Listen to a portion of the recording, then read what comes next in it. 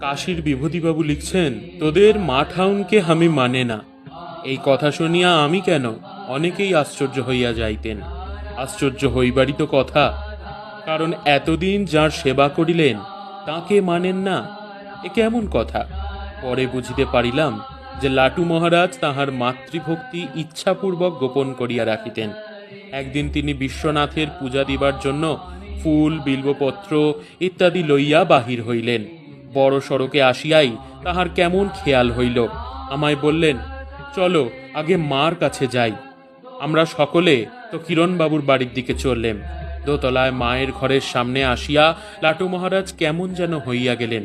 কাঁপিতে কাঁপিতে মার পাদপদ্মে পুষ্পাঞ্জলি দিয়া নীরবে অশ্রু বিসর্জন করিতে লাগিলেন। সেই সময় মা তার সেবকের মাথায় হাত বুলাইতেছিলেন। এই দৃশ্যটি অতীব মনোরম। সেদিন মায়ের নিকট হইতে